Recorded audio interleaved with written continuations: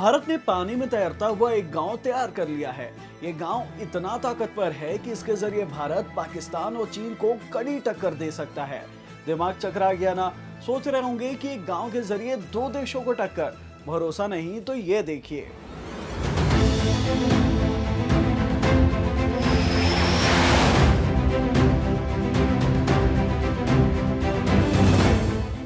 ये भारत में तैयार किया गया एयरक्राफ्ट विक्रांत है।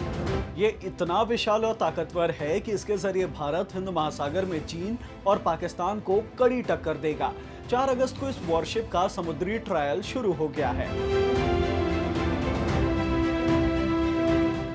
चलिए इस तैरते हुए गांव की ताकत के बारे में आपको बताते हैं। ये भी बताते हैं कि इसके आ जाने से भारतीय नौसेना को क्या फायदा होगा। लेकिन इन सबसे पहले बात वॉरशिप या कहें युद्धपोत या फिर कहें एयरक्राफ्ट कैरियर की। आप इसे समुद्र पर तैरता एक एयरपोर्ट भी कह सकते हैं। इसमें विमानों की लैंडिंग से लेकर टेक ऑफ तक की सभी सुविधाएं होती है।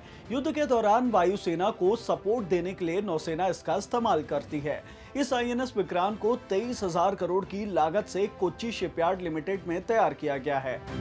इसमें लगे 70% से भी ज्यादा मटेरियल और इक्विपमेंट भारत में ही तैयार किए गए हैं। ये 262 मीटर लंबा और 62 मीटर चौड़ा है। इसके 14 फ्लोर में 2300 कंपार्टमेंट है। वॉरशिप में 1700 से ज्यादा नौसैनिक और 30 लड़ाकू विमान एक साथ तैनात किए जा सकेंगे।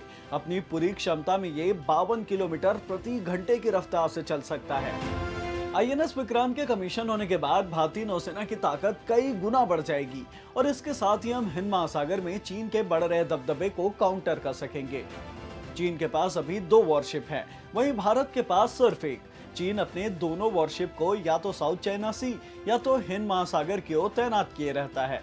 ऐसे में दूसरे वॉरशिप के आ जाने से हम हिंद महासागर में बढ़ते चीन के दबदबे पर लगाम कस सकते हैं। अरब सागर की तरफ से पाकिस्तान को कंट्रोल करने में भी हम कामयाब होंगे।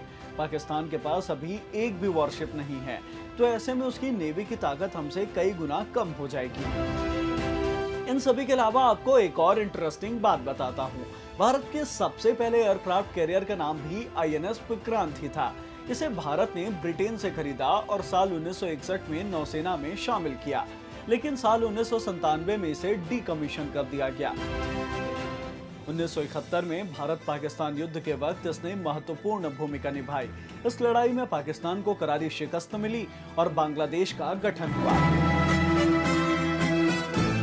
1971 में मिली जीत की भारत 50वीं सालगिरह मना रहा है, इसलिए नेवी ने आईएनएस विक्रांत की याद में इसे नए एयरक्राफ्ट कैरियर को भी विक्रांत नाम दिया है।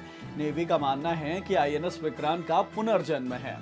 ऐसे ही नॉलेज बढ़ाने वाली वीडियोस देखने के लिए जुड़े रहें दैनिक भास्कर ऐप के साथ। शेयर और डाउनलोड करें दैनिक भास्कर ऐप।